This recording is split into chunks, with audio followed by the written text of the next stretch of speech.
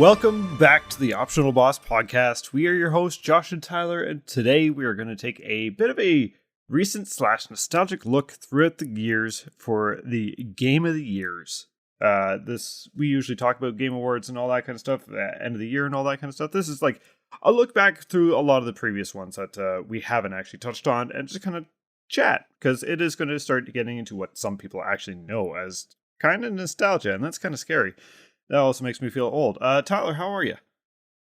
I'm free. I'm finally free. I beat Final Fantasy VII Rebirth today, and God, it's so good to be able to think about other games. Sweet Jesus. Do you feel liberated? I feel lighter. I feel about 76 hours lighter. Oh my goodness. It was good. It was a really good game. 10 out of 10. Way too long. So no, that was a nice thing to check off. And I know I left a lot of stones unturned at the end. I got to the point where I was like, if we just need to roll credits on that thing, and I did. And I will say, for people who are apprehensive of this game because of its length, you can disregard all that stuff. I just didn't. So. But, you did the side stuff till you didn't feel like doing the side stuff. And you're very similar to me in the sense of once you get to like that 30, 40 hour mark in a game, you're like, I kind of want something different. And where this was still engaging in entertainment and something that you're still very excited about, it's almost like you get... I don't know quite how to describe it. It's almost like FOMO of other games. It's like, I need something a bit different to mix in. But you feel like you just want to rush it, but you don't because you're still enjoying it a lot, but you feel like you should be on other games. That right there is painfully accurate. Yes, it's the whole, like, I don't want to rush myself because I am enjoying this, but at the same time, there are other things I could be doing. Plus, even still, like, with how great the gameplay was, like, I want to play something that feels different or does different things eventually, right? And no matter how solid a game is, I'm gonna want to try something else. That said, though, I've liked how the plot in this, like the actual core through line, even the side stuff, but mostly the main story itself is so compelling that you do want to see it through. It's not like, you play how some Final Fantasy games or even just some lengthy RPGs, and yeah, like its highs are real high, but at the same time, and I'm not talking side content, just throughout the story, you've got almost these episodic beats that kind of feel a little less important to the grand story. Yep. And they managed to turn those into things that I would care about. Like, they're still there.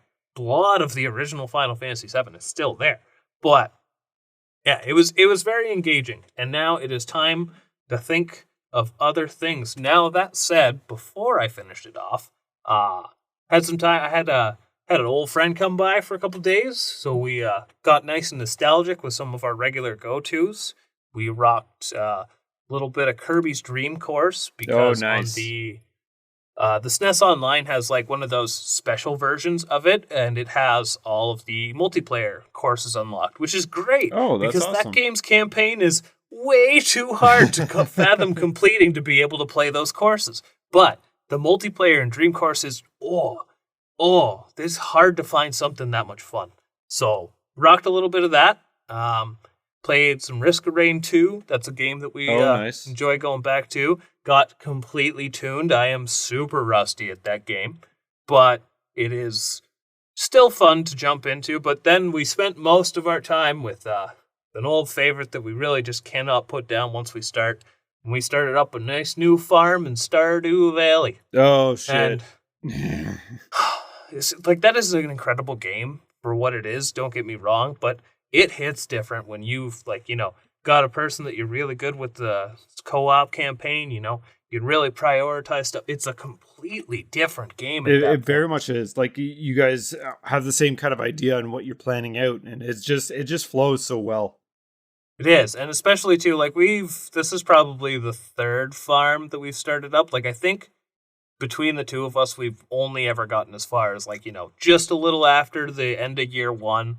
So it's just a game to play with one buddy, right? We haven't actually dedicated to, like, jumping in online, but if he's over for a weekend, we'll rock some Stardew. And, like, this time we got to just before the end of the first year's summer, right? But in that time, like, we've learned a lot from our mistakes. Like the first time we ever played it, get to the end of spring. Oh no, I'm bankrupt now. Yeah. So yeah, So that many was an strawberries. absolute blast. But that's what I've been up to in my land of gaming. How about yourself? Quite honestly, these since the last time we talked, I haven't really had a chance to game. The last thing I've dove That is, into was I've done a very tiny bit of Shadow of the Colossus, ooh, and I that's think right. I'm That's right. 9 Colossi in. I can't remember. You were playing the Blue Point remake, right? Yes, yes, Yeah, absolutely. 9. So there's what, 8, 16. 16, right? So you're getting towards the tail end. What are your thoughts so far? Because it's one I've been definitely intrigued about, and I know it's one of those you either get it or you don't get it kind of games, right? Controls are wonky as hell, But but that's part of the art. I know art's subjective, but controls are bad, but at the same time it makes sense in this scenario. Yeah, There's just questionabilities to it. But that's fine. It's something that you can easily overlook. As for actual feel like of the gameplay, it's been pretty good. It's enjoyable. I honestly, it's going to be a short game because I my in-game timer says I've only been like 2.5 hours it playing. is, from what I'm aware, a very short game, like a 4 to 6 hour romp. Yeah. Well, if I'm 2.5 hours in and I've done 9 of the 16, um, it's not very long at all. I And can't remember. Was it? there's nothing in between either, right? So you essentially wake up, you get told by the god, if you want to save your sister, kill these beings, and then it just says you have a sword that you hold up in the sunlight, and it points you in the direction of the next one that you got to kill. And then once you kill it, you absorb like these shadow balls that come out from it. It's almost like the spirit. They go into you, and you wake Darkness. up back at the temple in the middle of the map. All right, so very That's lather, it. rinse, repeat. Yep. Yeah. Different boss. I think the one moment that really got me was when I had to bait and big. They're all big. What am I talking about? But he slams his sword down onto the ground, and it's like this big, like, think of a bat but made out of concrete, like a pillar, almost. Okay. He slams it down, and you got to jump before he hits the ground, otherwise you topple over. But then you can run up the sword and then off the hilt and then jump onto his arm and start climbing up his arm and then onto his body, and then you find his weak points and just start stabbing away until he falls down. And it's like that's kind of cool because it's almost puzzle like in that I was sense. just gonna say, it's always kind of grasped me as like the most cinematic puzzle game you'll ever play. Yeah, I mean, you feel like a badass. I'll say that.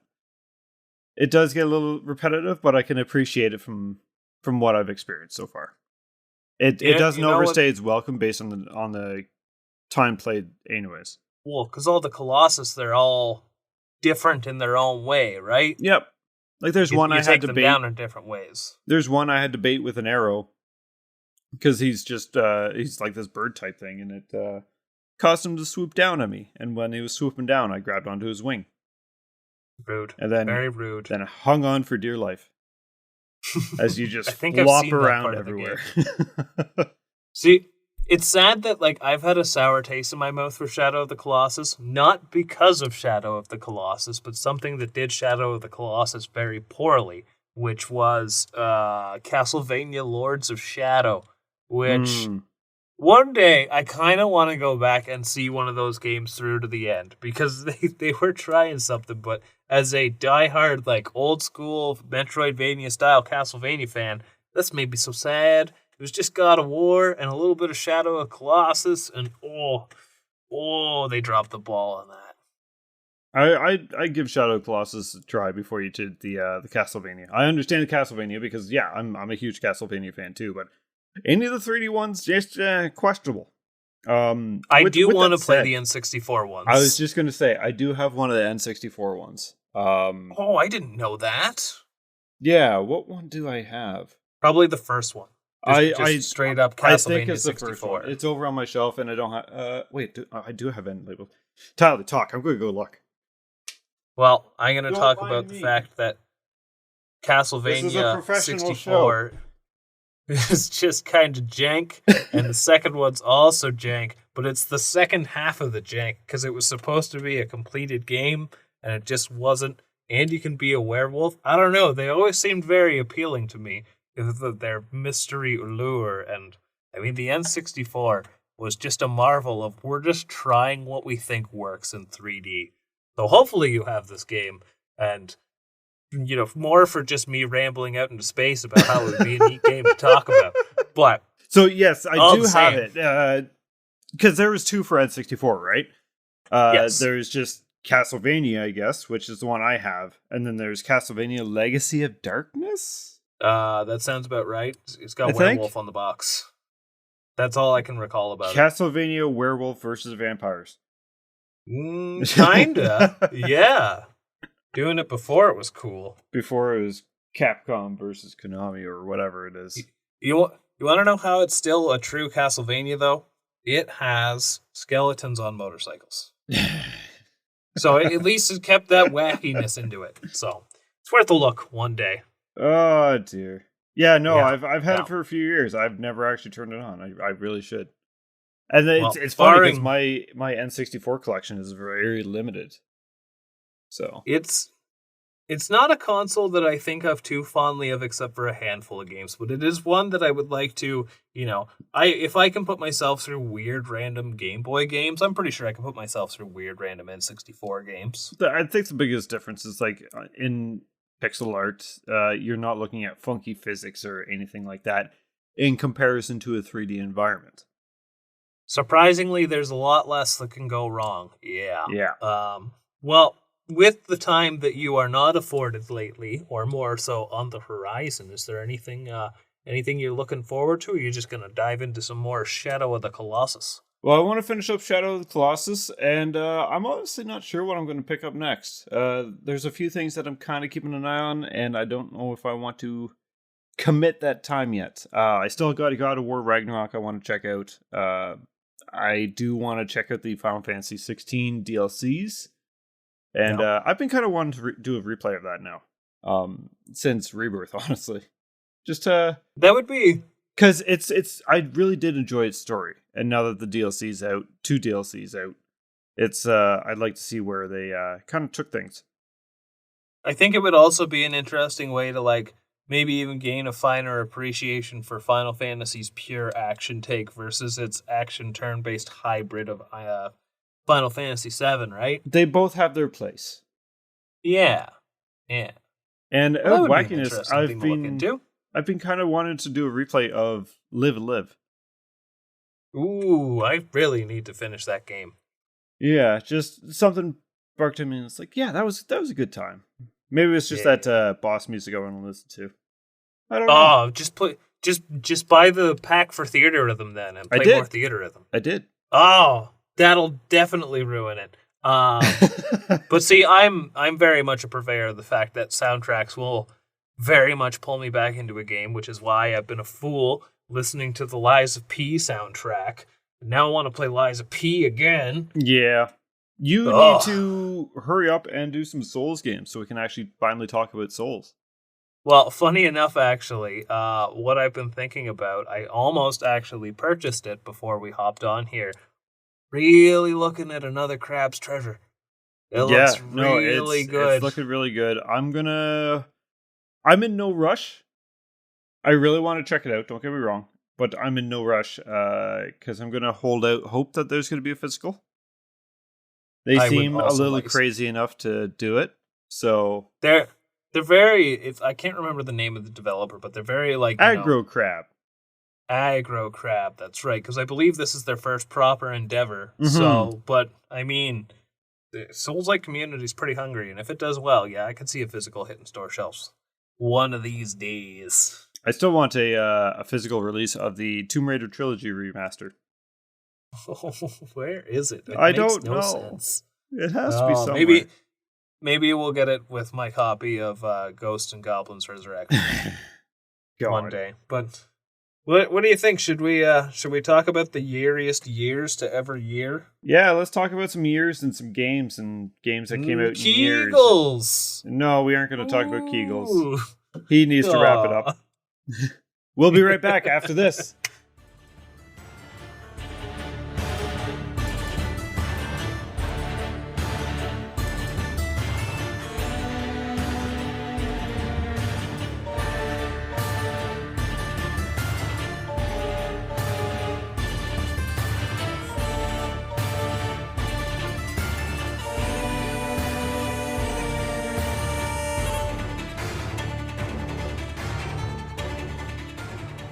So yeah, this episode, maybe a little different. It's a little bit of a listy episode. It's a little bit of a, well, I'm not going to say write-off episode. It's because there's some interesting things in here.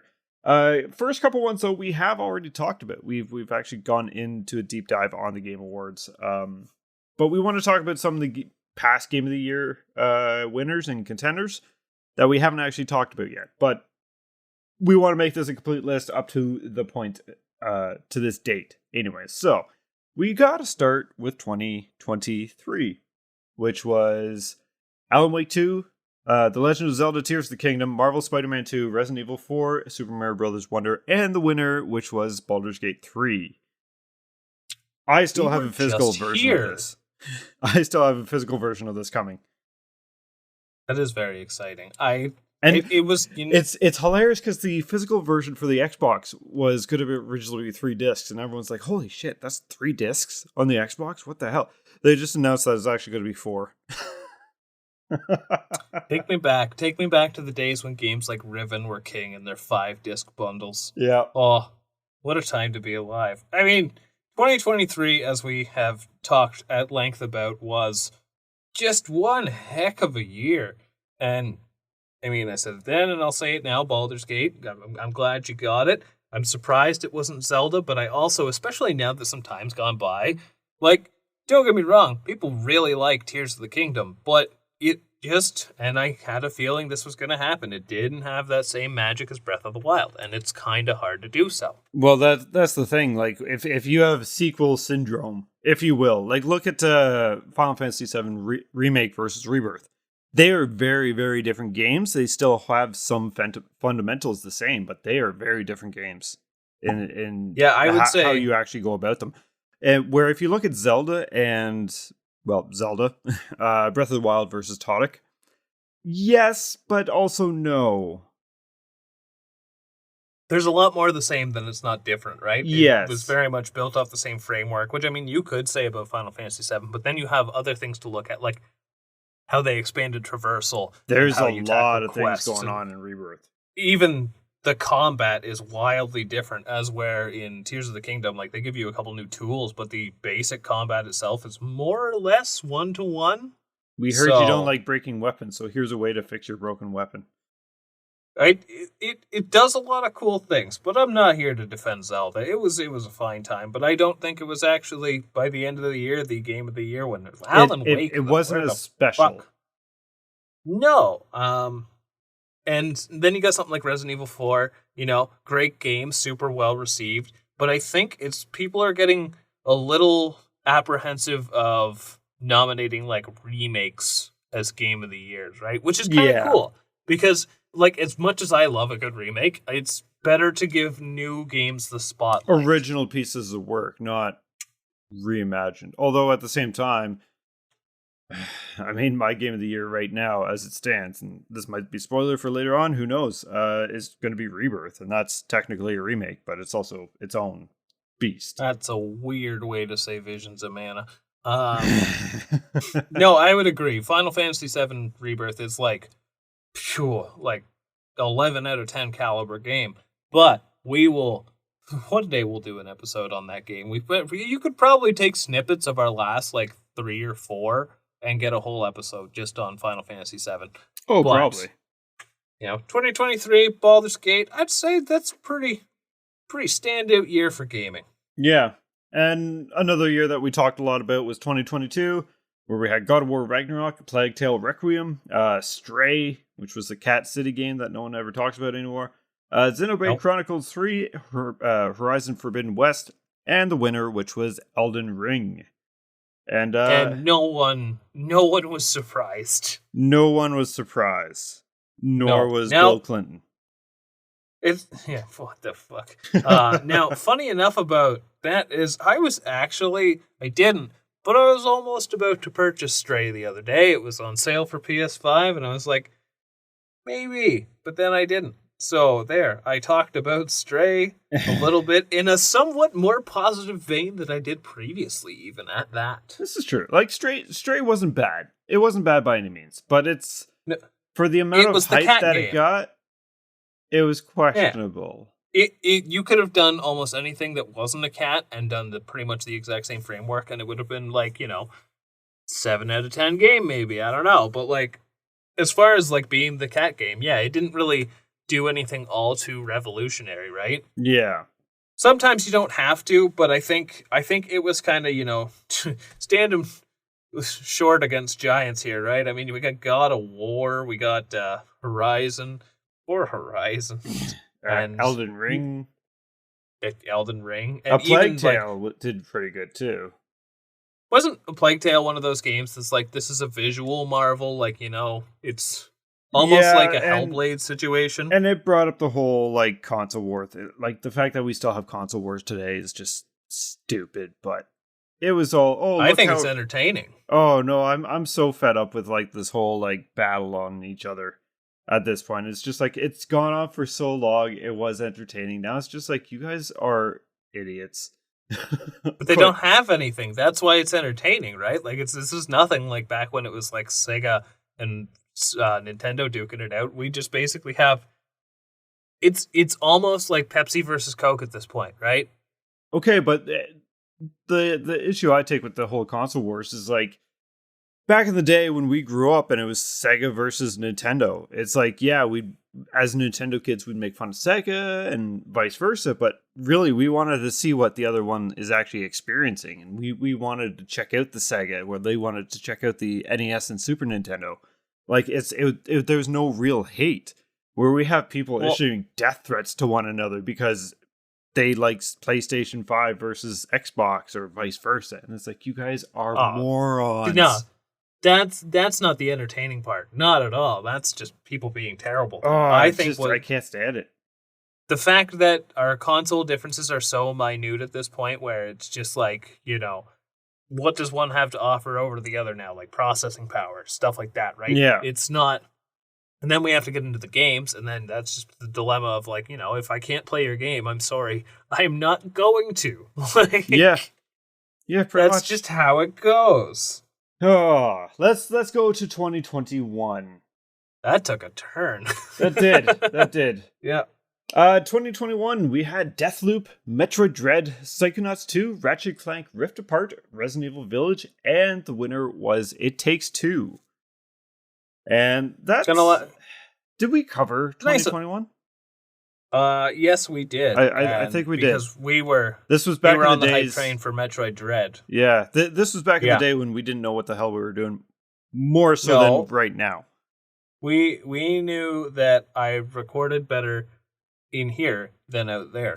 Yes. That is something we had learned at that point. Now, so I remember 2021, like, It Takes Two, a game I still have not played to this day. Still has a pretty good reputation, but it was kind of neat because it was the underdog of the Game Awards, right? Yeah. So, I mean, granted, Hazelight Studios and It Takes Two, as far as I know, they get funded by EA, but still kind of are independent in a sense. It falls under the, like, I would say this like would that be the Stray of this year, right? Yeah. Like, and what's a good term for that? Double A? Triple indie. Oh, fuck. No. You're watching the Triple I showcase. It was supposed to be so cool, and it wasn't. No. Who do they advertise? Okay. Deathloop, I never played. I didn't have much interest, to be honest, though. Deathloop was the game that every time I saw, I'd go, wait, this isn't out yet? Yeah. And it was like that for what felt like 3 years. Psychonauts 2, it was kind of cool that it actually came out, and I think it was well received. It was fairly well received. It was definitely one of those, like, we weren't as hungry for this as we thought we were, right? Like, a game, long overdue sequel comes out, people play it and go, that was good, but it doesn't revolutionize anything, right? Yeah. And I feel like their not stories to are that kind of extent. neat. I think that's the biggest thing. I mean, I feel like is that Tim Schafer? that name sounds familiar, but I could not confirm. I don't. That sounds like a name. It does sound like a name. I can acknowledge that it's a name, possibly in the gaming industry, but I know who you mean. If even that's not a specific name, he's almost like the Tim Burton of video games. Kind of, yeah. He's still a Tim. But I feel like Psychonauts 2 is a situation almost like if we finally got Beyond Good and Evil 2, where people think they've wanted it for so long, and when they get it, it's like, yeah, I guess this is what I wanted. Like, it's not like, oh my god, this is now going to be like Game of the Year caliber stuff. Although apparently it was. Yeah. I mean, it did pretty good for itself to end up on their list, right? So well, this is what people come here for, my wild contradictions. yes. Yeah. Also, Ratchet and Clank. Yes, Rift Apart. Wait, this was the year... Go ahead. Oh, Village. Oh, Village. For some reason, I thought it was Resi 7. I was like, no, wait, this is the year that came out and it didn't? No, never mind. No. Resident Evil Village, which I did play through and I enjoyed quite a bit. It's actually another one I've thought about doing again, and it's like, nah. I'll get to it one day. That was like what a carnival ride of a game. Yeah, it's oh jeez, yeah. Just everyone wants me dead. Everyone wants me on their side. Everyone wants me dead. Where's my kit? I liked it. I didn't play it, but I watched a full playthrough. And that game was it was like they taped together a bunch of B movies and it worked so well. Yeah. So. Yeah, pretty much. But no, it's no 7, so I'm not going to be upset it didn't win Game of the Year that year. Metroid Dread, on the other hand, for that year, that's my Game of the Year out of this list. Oh, absolutely. Because that's one I've been kind of thinking about. I need to play games I haven't played, goddammit. But yeah, I've definitely been thinking about Metroid Dread, and because I only did the one playthrough and had just a blast with it. Like, I still think about it, and like that final boss fight was amazing in that game. Mm-hmm. So, yeah, Metroid Dread, just for being reminded that came out that year, just gives me a nice feeling inside. It's just a good time. 2020, the year we had Animal Crossing, New Horizons, Doom Eternal, Ghost of Tsushima, Hades, Final Fantasy VII Remake, and the winner, which was The Last of Us Part 2. 2023 seemed pretty stacked, but look at it 2020, like, it was pretty good too. Like, Doom Eternal was...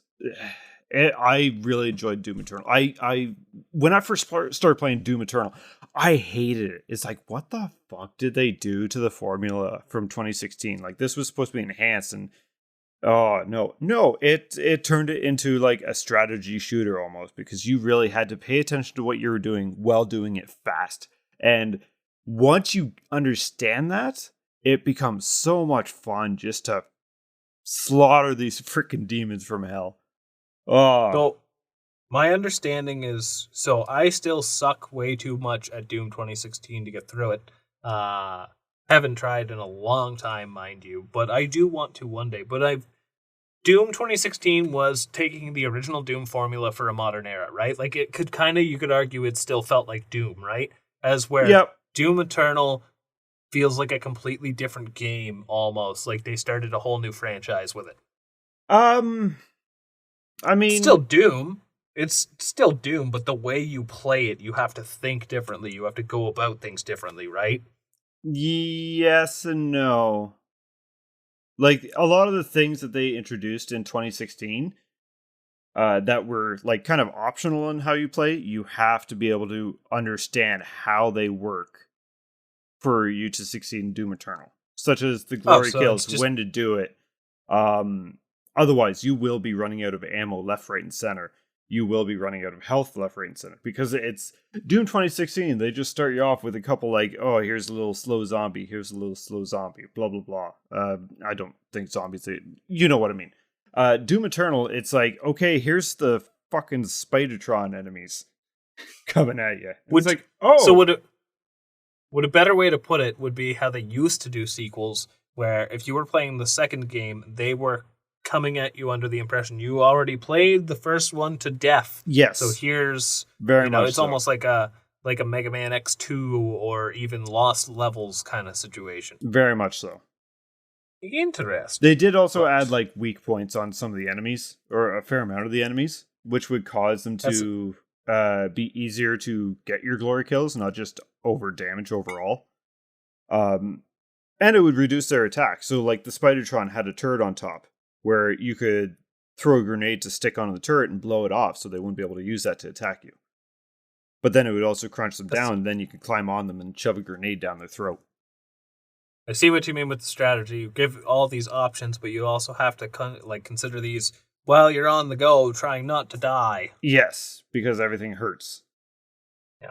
So we had Final Fantasy VII Remake this year, which honestly, after what I just played, is a lot harder to look on as fondly for. Yeah.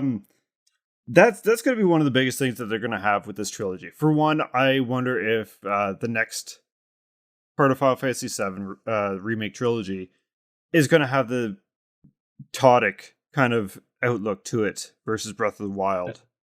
Not if it's just a movie. Because if you look at Remake versus Rebirth, they are same fundamentals, very different game. Yep. Ghost of Tsushima, I got a weird relationship with this. I have it, it's on my shelf, and I've put in about 20 hours in it. I don't really care for it, and I think that's just because when I first started playing it, I just finished Sekiro for the first time, and Sekiro is so freaking fast and difficult, and I was banging my head on the wall about that. And not that Samurai versus Shinobi are quite the same. It still has that same feel to it, where when I got into Ghost of Tsushima after, it's like everything just feels slow. They're kind of like those. You're like, wow, I really like gum. Oh, not this gum, though. Kind of, yeah. You thought it was going to be kind of the same, even though you knew it wasn't going to be anything like it. A better example would be like, oh, okay, I just finished brushing my teeth. Let's bite into an orange. Both those things I like, but I suppose not right after one another. It would leave a very bitter taste. Yeah, is the analogy. Yes, I gotcha. I don't know. Ghost of Tsushima is an open world game, and I'm much more pro the Sonic approach of open zone these days. Yes. Hades though. That wins. That still wins. For me, my God. I haven't played Last of Us Part 2. I played Last of Us Part 1. It was fine. If you had asked me that year, I might have been on the fence. Final Fantasy VII Remake versus Hades. You asked me today, holy fuck, is it ever Hades? That game is incredible. I found myself watching the closed network test, I believe is what they call it. Yeah, the technical showcase, yes. Yeah. For Hades 2. And I didn't want to watch too much of it, didn't want to spoil myself, but I couldn't help myself and not watch. Oh, I can't wait to get more of this. And even since I initially played it, I have gone back and done another full playthrough of Hades. It was just as good, if not better. So, and a roguelike with a very simple but rich formula like that, gonna age like wine. I think Hades is the one that kind of destroyed my outlook on roguelikes, just because I enjoyed it so much. It does a lot for it and a lot against it too. It's harder for me. I know I was a lot more into roguelikes as a genre before something like Hades. Now I feel like I'm a lot pickier about what I go with for my roguelike elements. Well, that was my issue with Skull the Hero Slayer, is I started that after experiencing Hades, and it's like, Nah. Skull was fun. I had a lot of fun with Skull, but I will say it definitely leans a lot more on the more frustrating side of the roguelike run problems, where once you kind of start getting a feel for things, you can start a run, basically roll unsuccessfully with your power-ups and whatnot, and just have no desire to play it, right? That's where Hades, you could just roll something you do not typically jive with and still just have a blast with it. And you could choose your starting weapon. Yep. too, right? Well, at a certain point, anyways. You unless you're trying to go for something specific. But like, if you wanted to go with the sword, you could. If you wanted to go with any of the upgrades after you have them unlocked, you could, right? So it gave you enough control while also still basically taking you down its rabbit hole, right? absolutely. And then there's Last of Us Part 2, which won, and I have nothing else to say about it. I got nothing to say about it.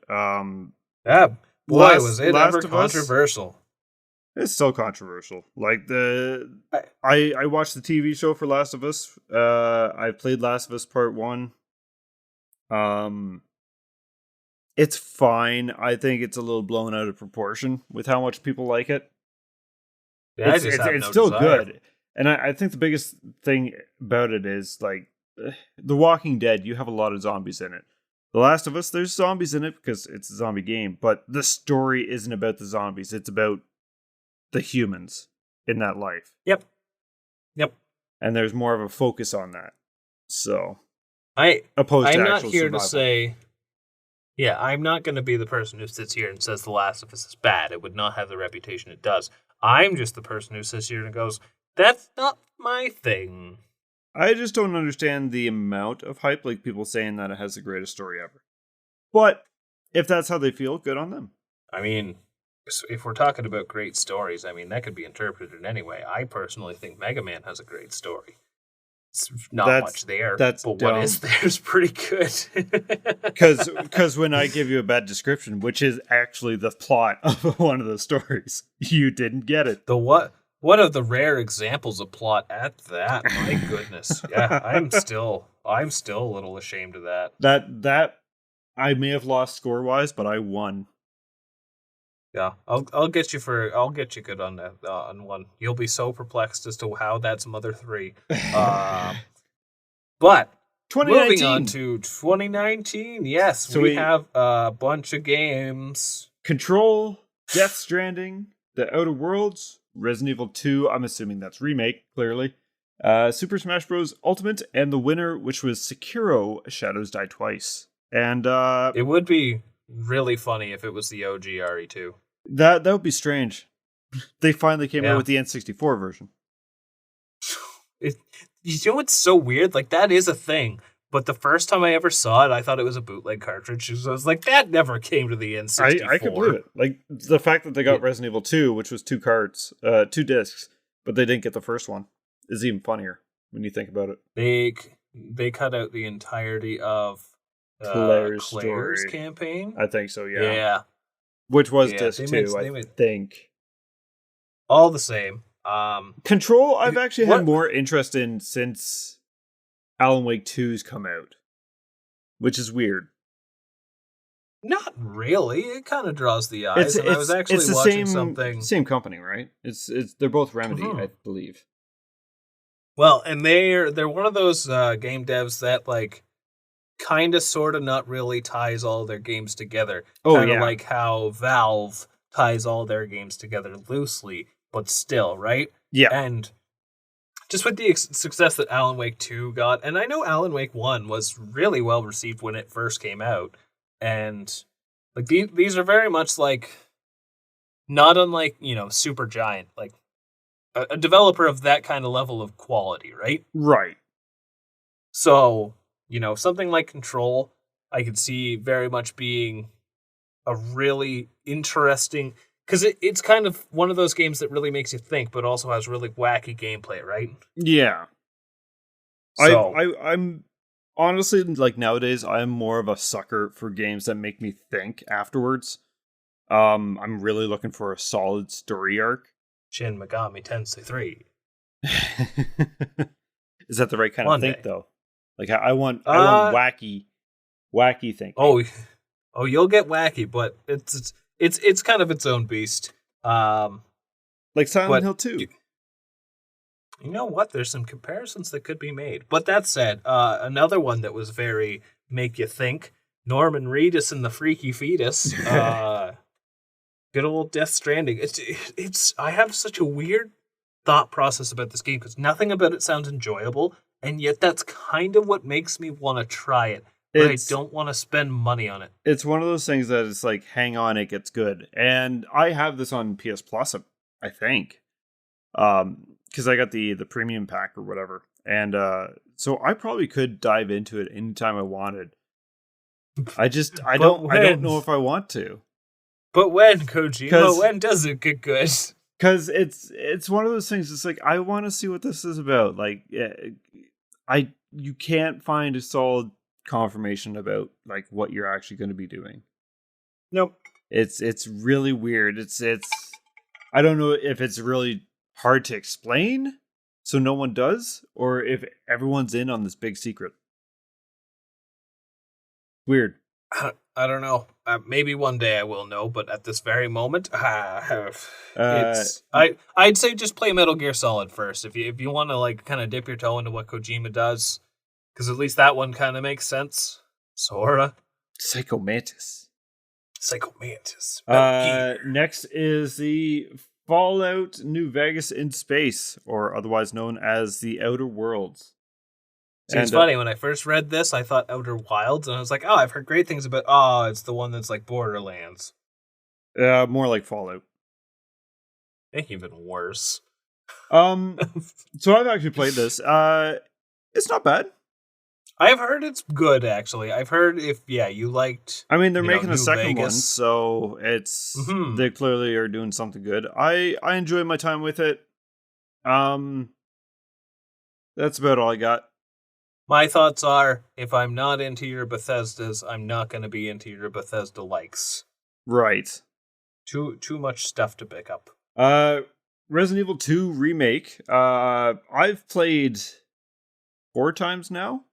It's really good. Out of the remakes, would you say this is kind of the gold standard for the Resident Evil remake so far?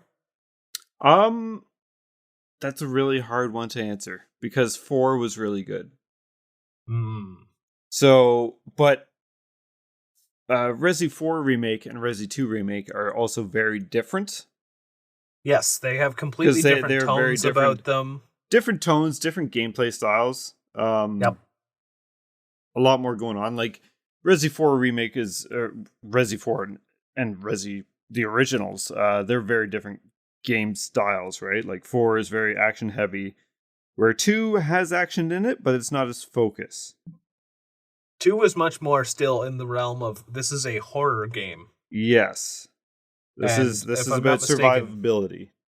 And the remake, though, it still took that action approach, made things a lot more grounded in that horror, right? It feels a lot more claustrophobic. Yes. You feel a lot more isolated, even though...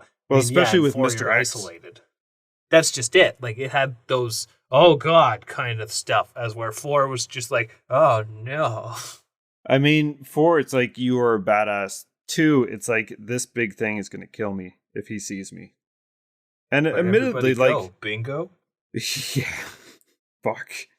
Like, Resi 2, it's all about the actual survival aspect. Survival horror, where 4 is more action horror. Yeah. That's about that makes sense. It's more suspense. Yep. And then you have Smash Bros. Ultimate, arguably the ultimate Smash Bros. And don't get me wrong, this is probably the best Smash Bros. Game ever. But it's not a game of the year. It's Smash a game Bros. Everyone wants. You know, it's going to be successful, but it's not going to be the most... It's not rocking anyone's world, but it is going to be one of the most fun games you ever play. Absolutely. And then we got the game of the year for 2019, which was Sekiro: Shadows Die Twice, which I keep telling you that you need to play, to the point that I stopped telling you to play it because I know you're going to do it eventually. Actually, funny enough, that was, now that I've beaten Final Fantasy, it was one of those, do I jump into that? And maybe after something short, I might do just that, because I do have, and I know it's not exactly Souls, but I got the itch, and it'll probably scratch it. So, if you're looking for something short, I'm going to say Sekiro, just because last time I played through the campaign, it was 4 hours. Yeah, last time you played through it, but you've played through it several times. So I'm sure I got the platinum, and I was on New Game Plus 7. Yeah, I love this game. The lore, the world. You probably it's know so the good. map so well. You know what? I still got lost the odd time. Yeah, that makes it. Which is weird.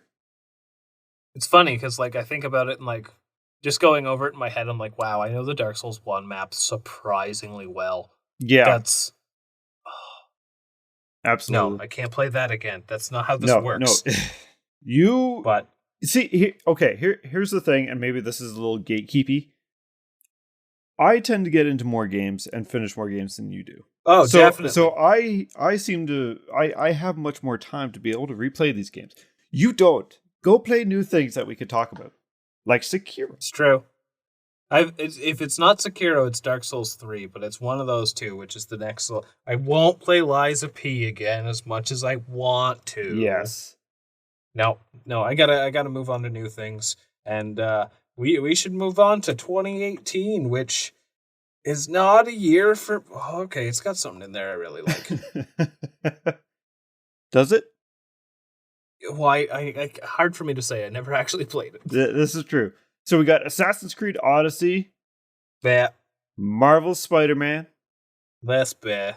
Monster Hunter World, Yeah. Red Dead Redemption 2, and the winner man. is God of War.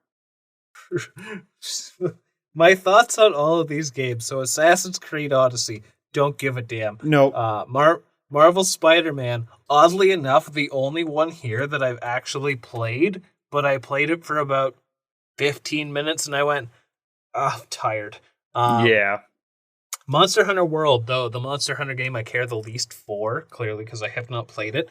It's a Monster Hunter game, so I could surely acknowledge, and maybe one day I'll get with it's one that's got too much content, though. And Red Dead Redemption 2 is a game that, wow, was I ever excited about this game? Not anymore. So I played God of War 2018. I actually really enjoyed it. I enjoyed it a lot more than Last of Us. I'll say that, and found it a little more compelling. Enjoy it more. Yeah. No, it's quite the reboot for the series. Like everything's very different. It has I don't even know how to explain this kind of fight style without using this example, but it is more Souls-like than it's ever been. Which is weird because it's like an over-the-shoulder action game.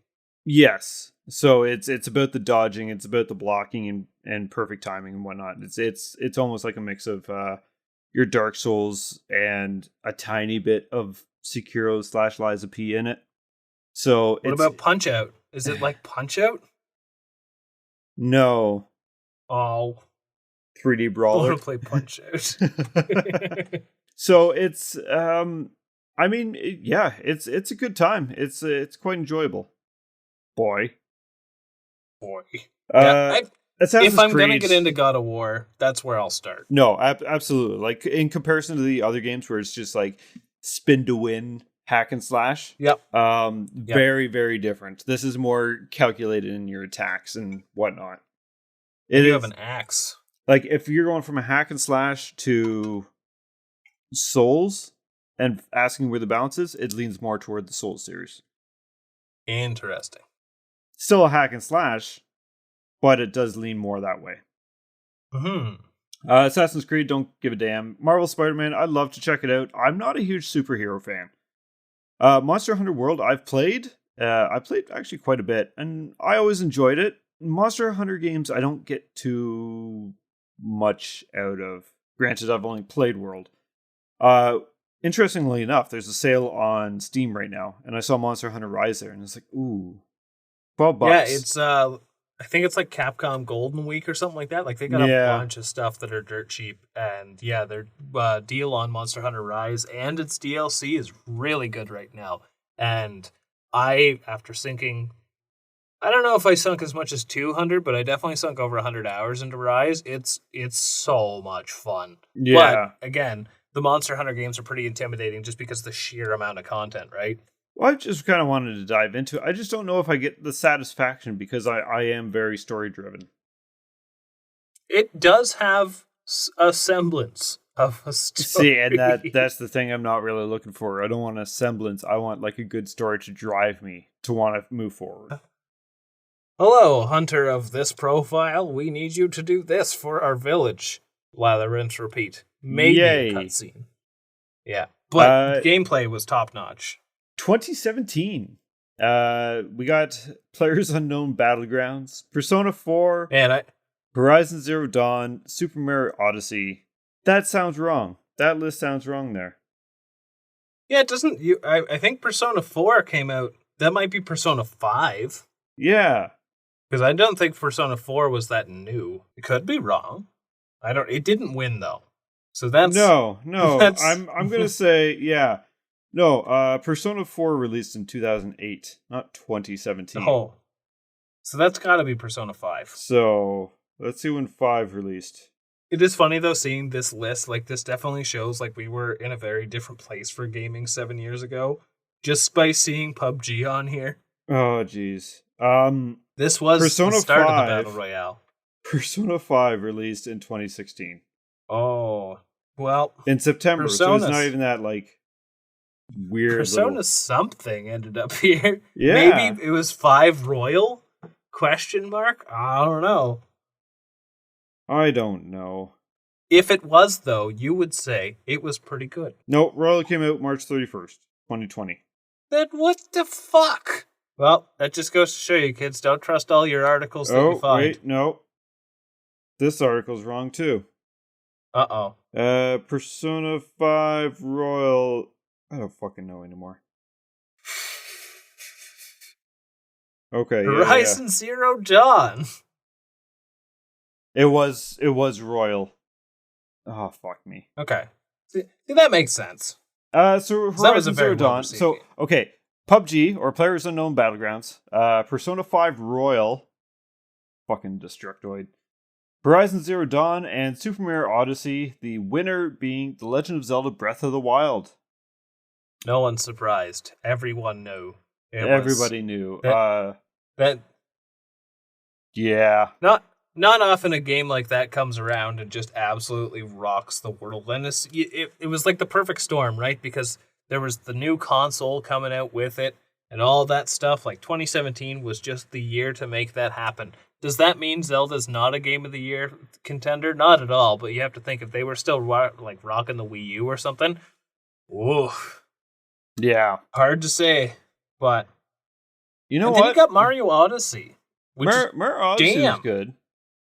A little too many moons. Yeah, they could have trimmed the fat on that one a bit. They didn't feel as special, and it's weird to say that. It's like telling a hard worker not to work as hard. It's a nice if amount they of had content. like if every world had like 20 to 30, and that was it, right? Because that's still a lot compared to like Mario 64's what 6 to 10 stars per level. Yeah. I think it was 7. 6 that you'd be announced, and then the 100 coin star, which would be so even 7. like 15 to 20 would be just fine for such massive landscapes, right? Yeah, but you got one for like farting in the wind. Oh yeah, they didn't feel special. Spot, stomp it. No. Yeah, no. So, but it was fun. It was very Mario enjoyable. games are always fun. It was weird seeing him with normal humans. Players Unknown, I played for a bit. Whatever. It was the style at the time. Horizon Zero Dawn, I'm sure I've talked about this. I played for about 6 hours on launch, and enjoyed it. I haven't touched it since. Poor franchise. I mean, I had a good time. I just open world scare me. I can safely say, considering like Breath of the Wild was my first Switch game, like,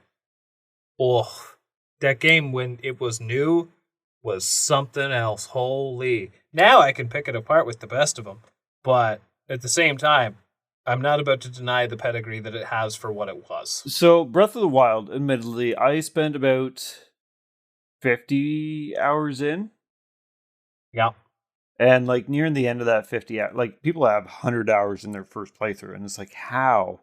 I just easily. I don't get how easily. Because like by that time I was hitting that 40 hours. I'm like, I'm bored. It was funny. My first playthrough was pretty good. I actually think I enjoyed it more my second playthrough.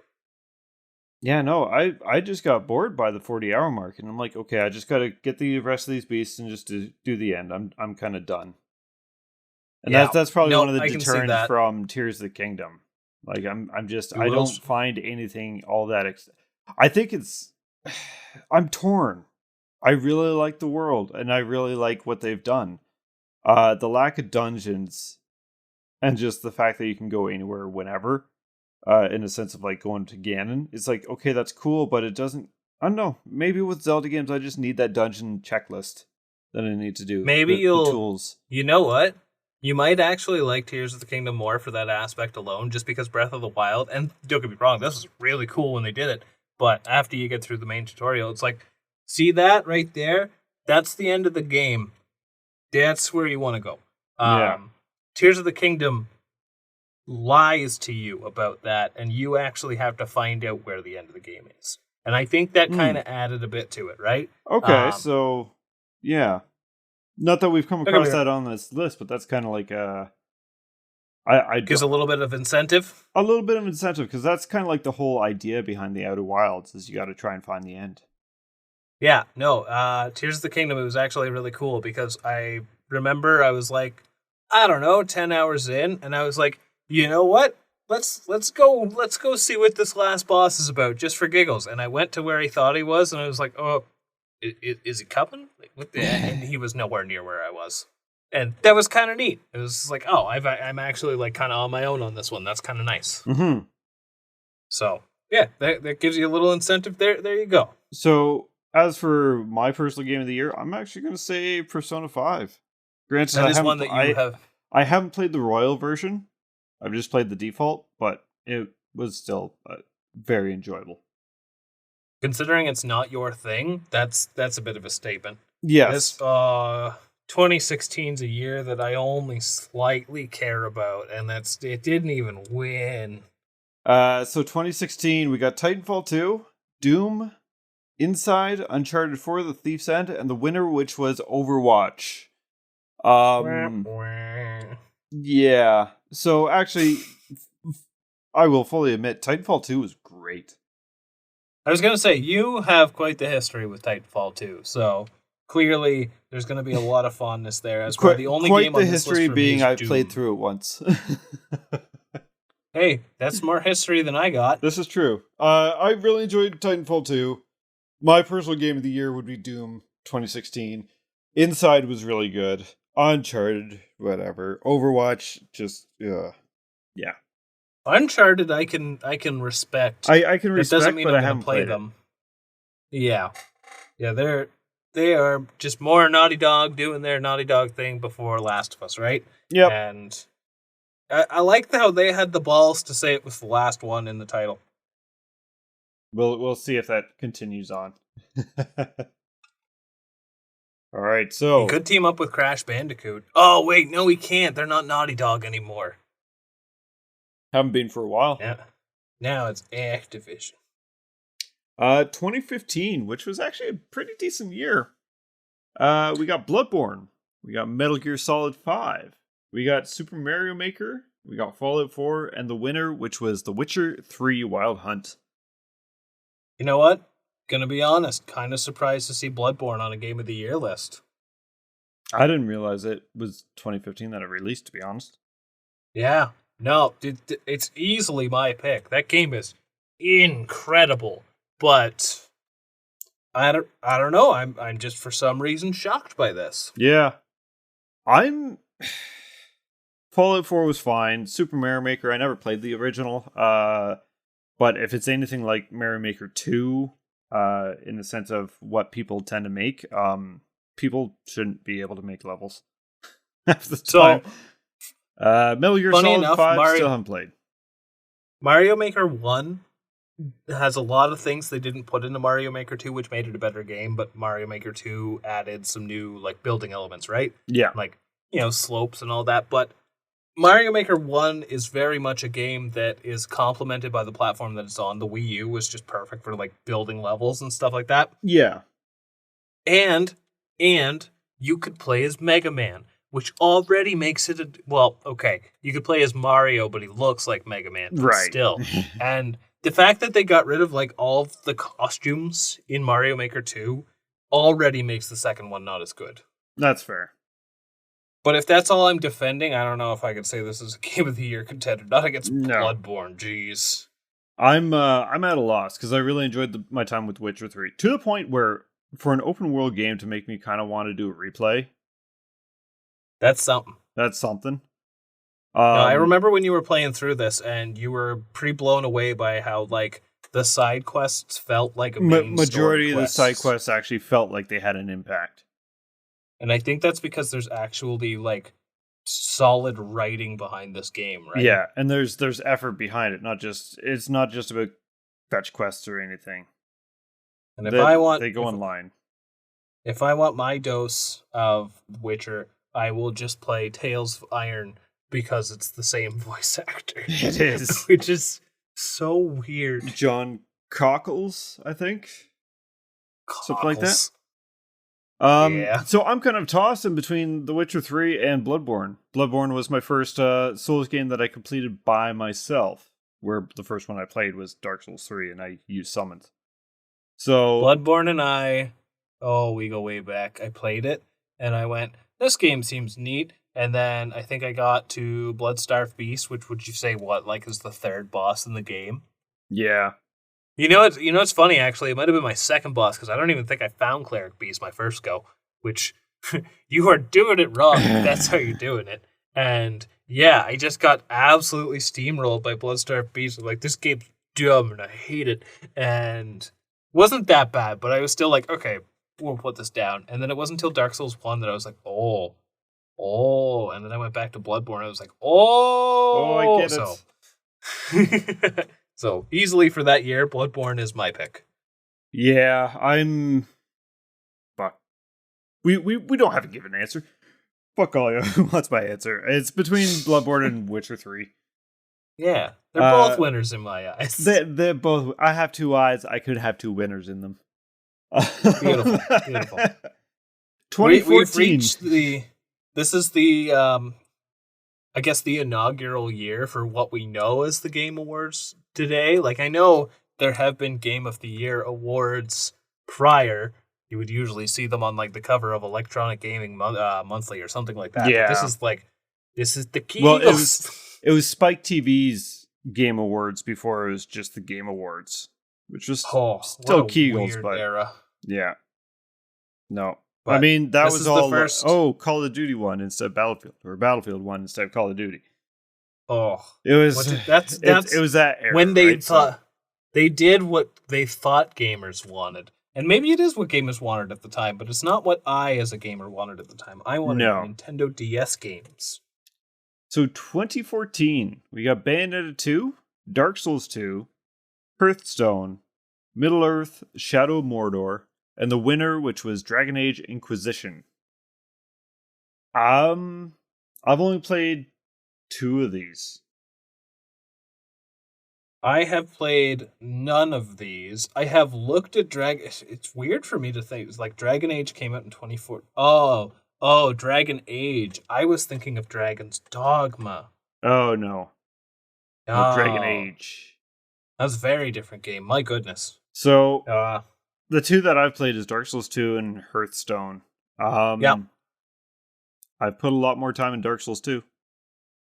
See, Hearthstone seems like the kind of thing that I would enjoy as a enjoyer of card games. Yep. But it's also, isn't it World of Warcraft or...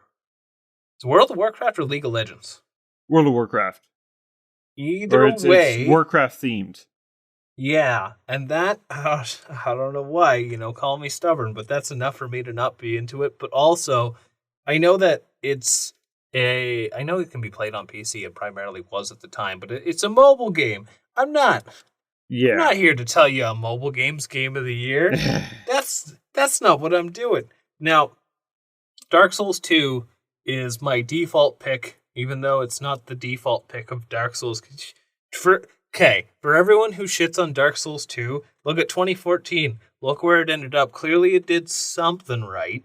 Oh yeah, it's a fine game. It has some bad design choices changed from the first that they clearly changed in the third again. But yeah. It's still fine. Like, I can look back on it with fondness, even though that it was pissing me off sometimes. Funny enough, the most interesting game on this list to me is actually Middle-earth Shadow of Mordor. And now I I don't know if I've ever actually mentioned it on this podcast, but I'm really not a fan of Lord of the Rings whatsoever.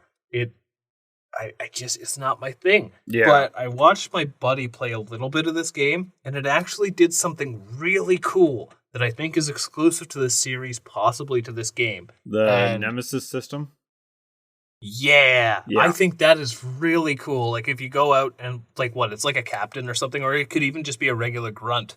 And if they beat you, then you get, like, this little, not quite cut scene, but, like, it just shows, like, that particular orc just ranked up in the army, and now he'll command more guys and be tougher. And I'm like, that's a really cool mechanic, actually. No, it's pretty neat. And they that series went down because I think it was Middle-earth Shadow of War. I think it was one afterwards. And they put in There has been one, yeah. They put in a real money shop, microtransactions, into a single player game. It's Lord of the Rings. It just got tanked in reviews. I don't blame it. But the Nemesis system is the one thing that this series is really well known for. But now I apologize if I'm wrong on this because it's been a while since I've even looked. I haven't played these series. I haven't looked into them. But I guess with the microtransactions, like some of the good Nemesis were locked behind microtransactions. That's not fair. Not locking game mechanics and stuff behind paywall. That's lame. They eventually took it out, and then this is EA, isn't it? EA or Warner Brothers, maybe. One of the two. For some reason, I'm associating Lord of the Rings games with EA. So it was Warner Brothers. I'm pretty sure. They're also pretty shitty. But when they took the real money or the microtransactions out, the game was so unbalanced, the devs had to go in and fix everything and fully admitted that the game was unbalanced without the store. Oh, that's sad. That's admittedly, well, one, that means you designed your game around it. Good job. And second of all, what a shame for something to be a Game of the Year contender in 2014 to just fizzle out so poorly later on. Yep. So I'm gonna go with Dark Souls 2 for 2014 because look at what I have to choose from. Yeah, I would also say Dark Souls 2 just because out of all these games, it is the game I would probably play. Yeah. Now, here's the big question of what year is the year that you choose? Like by winner or by... Is this going to be one of those, if you could only play these games for the rest of the time, which year would you pick?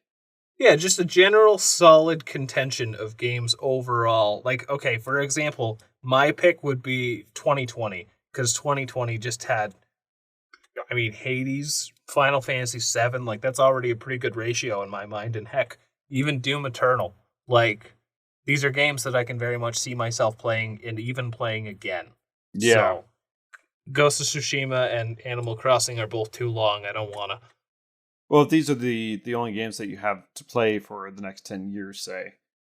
In that case, I'm set with Animal Crossing. I was going to say, 2020 is kind of like the perfect thing, because you got an open world, you got the remake for Final Fantasy VII, so you got the story game. Hades has a good story and is a roguelike, so you're constantly trying to improve, so you got something to consistently go through. Doom Eternal, you just have that very gory, like, M-rated game that's good to have. And Animal Crossing, just something light that you can enjoy as well. That you honestly, for my fondness of Stardew, yeah, like, I'm not into Animal Crossing, but I definitely see the appeal of such games. And then that's kind of what I mean. Like, I know how much I love Stardew Valley. If that was in place of Animal Crossing, that would be golden. But I could deal with Animal Crossing as like a toned down game. So if that's all I've got, games, I'd say that's pretty good. Yeah. Because really, I'm just going through this list again. Like, although 2023 was pretty good too. Alan Wake 2, Tears of the Kingdom. 2023 was a standout year. Spider-Man 2, Resident Evil 4, Super Mario Bros. Wonder, Baldur's Gate. Like, the amount of versatility in those. 2022, too many open world things could happen. Yeah, although Elden Ring is a great thing, I would rather take Bloodborne over Elden Ring. Yeah, because being linear crafted is never a bad thing, and I wish people would I stop feel it's their strong looking at suit. it. I really enjoyed Elden Ring, but I have no problem with like linear crafted world because that's kind of my jam, at least nowadays. I used to be all about the open worlds, but I'm much more likely to go back to something linear, right? yeah, Elden Ring, don't get me wrong, that DLC is looking mighty tasty, and I'm going to be excited to jump back in.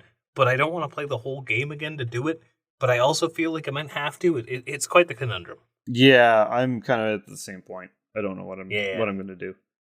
So, but a lot of AAA with this all, and I like Game of the Year is fun, but it's not how I dictate my choices. Like any of these years, I'm sure my personal Game of the Year, maybe not the year with Hades. I really liked that one, but all the same, these aren't really how I craft my tastes. And dear viewer, I do hope that I know people like listening to us and get our suggestions, but please don't base your criteria off of what we think. Good lord! Oh God, no.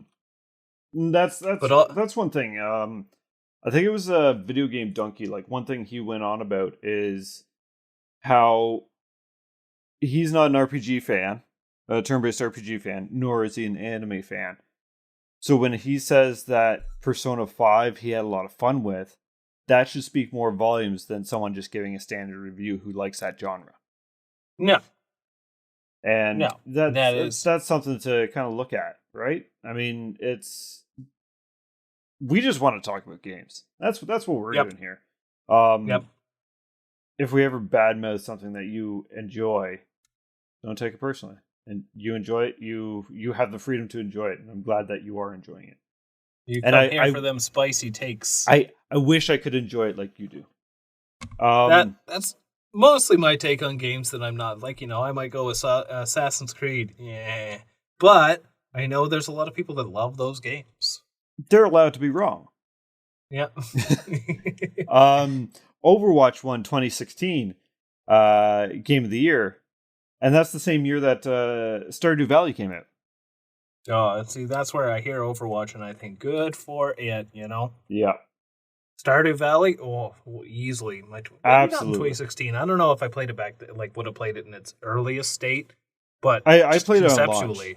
It never came out in early access. It pretty much everything that's in there based around the community center and whatnot's the same. There's been some minor tweaks and bug fixes, obviously, and there's been added content, but most of the added content is either furniture, more crops, some expanded relationship stuff, or it's after the fact. So basically what you're saying is after 10 years of the greatest games ever, just go play Stardew. Yes. Absolutely. Well, what do you think? Should we put this one to a close here? Yeah, I think so. Yeah. What was your guys' game of the year? Year of the year. Year of the year. Year of the game. Yeah. Pick one that you think is the best. Let us know on Twitter or X or whatever. Oh, fuck's sakes. At Optional Boss PC. Let us know on Instagram, either or as well. Same address at Optional Boss PC. And that'll be episode 38. We've been Josh and Tyler, and we will see you on the next one. Bye!